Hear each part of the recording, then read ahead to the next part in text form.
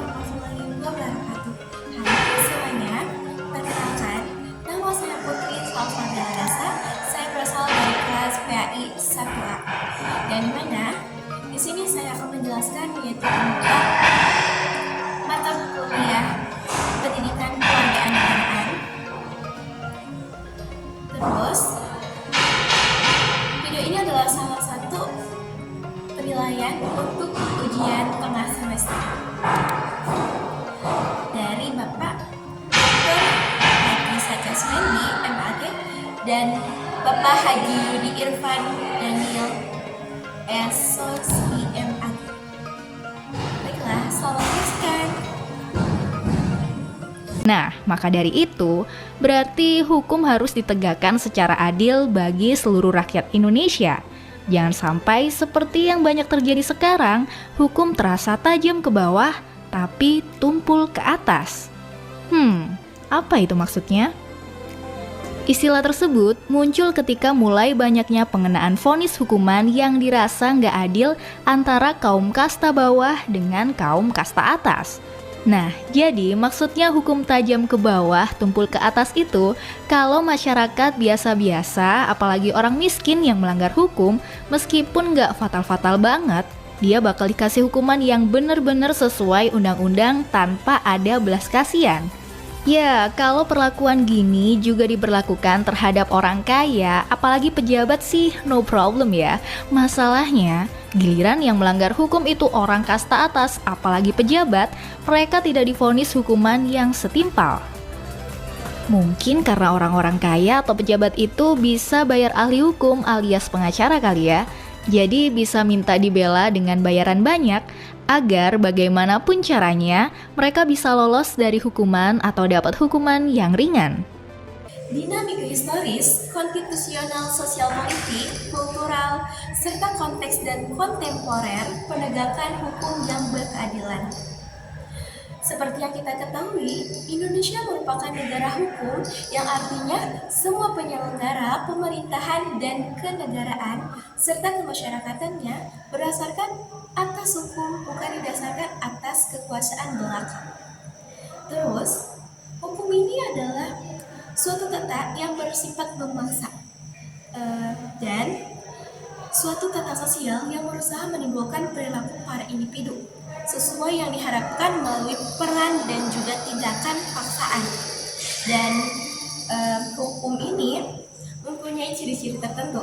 Misalnya seperti hukum mempunyai sifat pengaturan, dan artinya hukum merupakan suatu penyesuaian, larangan atau perintah yang berfungsi mengatur berbagai sikap masyarakat dalam kehidupan.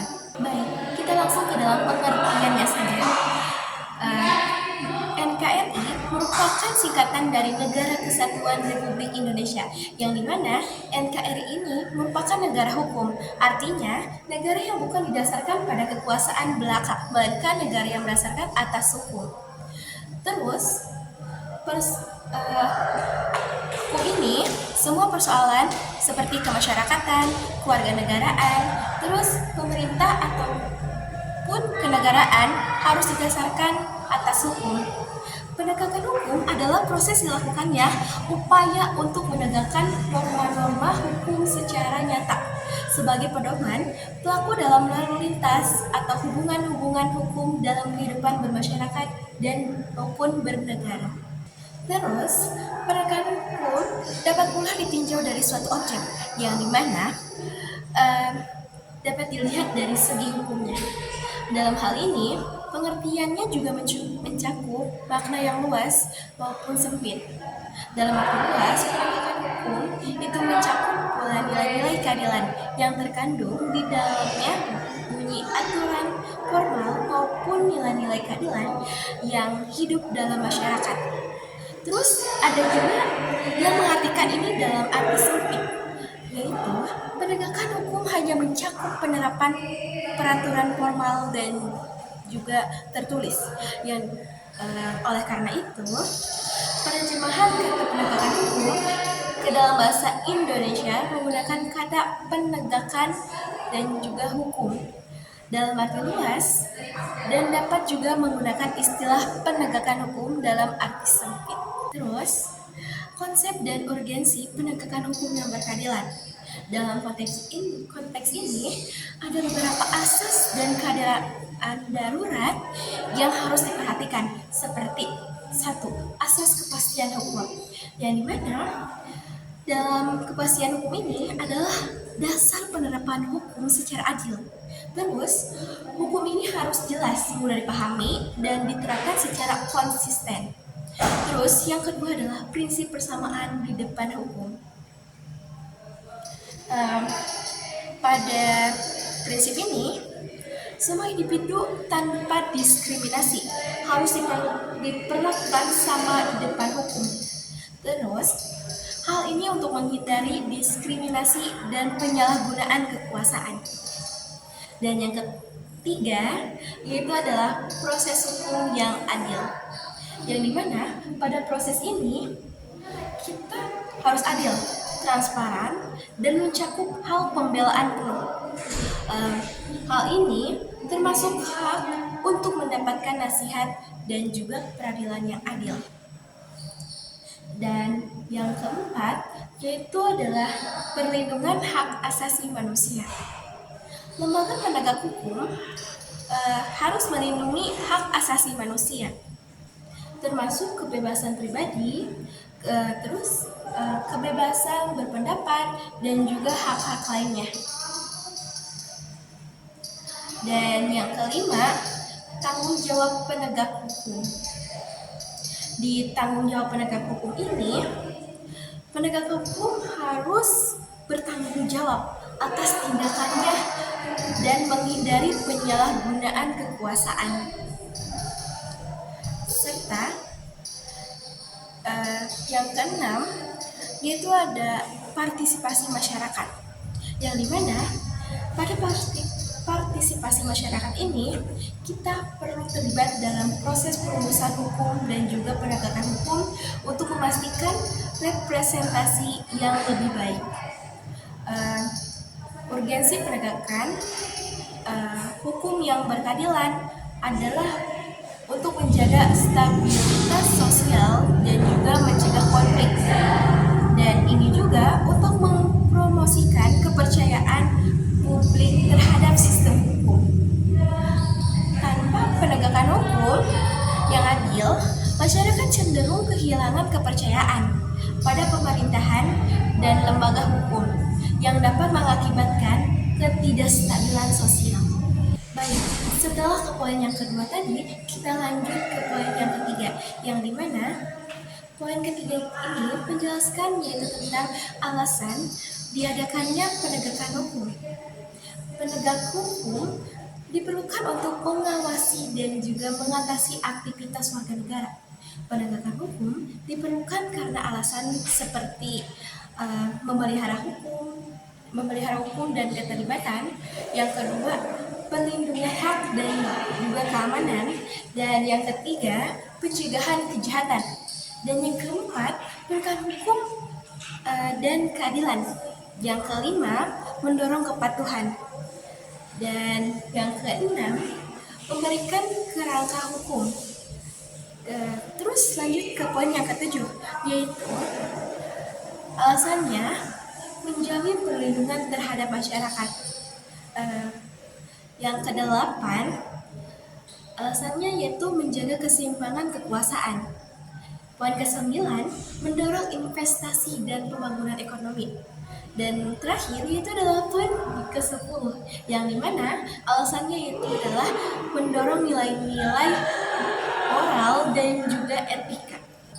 Baik, kita lanjut yaitu ke poin yang keempat, yang dimana di sini menjelaskan yaitu tentang sumber historis, sosiologis, politis dalam penegakan hukum. Dalam penerapan hukum yang adil didasarkan pada banyak landasan moral dan juga etika, yang dimana penegasan tersebut bukannya tidak beralasan. Selama lebih dari 4 dekade, negara ini hidup dalam ketakutan, ketidakpastian hukum, dan intimitas yang tidak sempurna satu sama lainnya.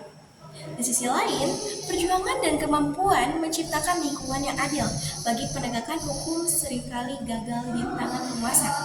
apa yang sebenarnya dialami tak lain hanyalah pencabikan moralitas bangsa akibat ketidakmampuan bangsa yang menyelenggarakan penyelenggaraan negara yang berdasarkan undang-undang. Baik, poin selanjutnya yaitu ada dinamika dan tantangan dalam penegakan hukum. Dapat bervariasi tergantung pada negara, terus sistem hukum, perkembangan sosial, politik, dan di sini hal-hal yang dapat mempengaruhi penegakan hukum yaitu ada 5, seperti perubahan hukum, globalisasi, perkembangan teknologi, korupsi, dan yang terakhir yaitu adalah masalah hak asasi manusia. Baik. Dan yang poin selanjutnya yaitu adalah poin terakhir yang dimana di sini jelaskan tentang esensi dan juga urgensi. Namun di sini saya akan menjelaskan yaitu tentang esensi pada penegakan hukum. Esensi penegakan hukum adalah melaksanakan peraturan hukum untuk menciptakan ketertiban hukum dan keadilan dalam masyarakat. Ketentuan hukum perlu dilaksanakan dalam proses penegakan hukum di masyarakat. Terus dengan kata lain, penerapan secara umum akan mempunyai fungsi untuk meningkatkan ketertiban dan juga keamanan hukum dalam masyarakat sehingga masyarakat itu merasa aman dan juga nyaman karena telah mendapat perlindungan atas hak dan juga ikatannya. Terus di sini juga ada urgensi hukum yang dimana artinya urgensi ini keberadaan hukum dan upaya penegakannya terus menjadi prioritas utama.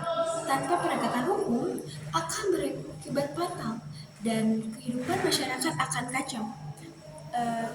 Memang benar kalau Indonesia itu sebagai negara yang modern yang menganut sistem demokrasi konstitusional. Baiklah, terima kasih. Saya Putri Salsabila Biasa dari kelas PHI 1A. Mohon maaf bila ada kesalahan dan juga kekurangan dalam video ini. Sekian, terima kasih. Wassalamualaikum warahmatullahi wabarakatuh. Sampai jumpa semuanya. Jadi sekarang aku udah habis bikin video. Ini baru beres banget. Terus kadang udah tidur juga.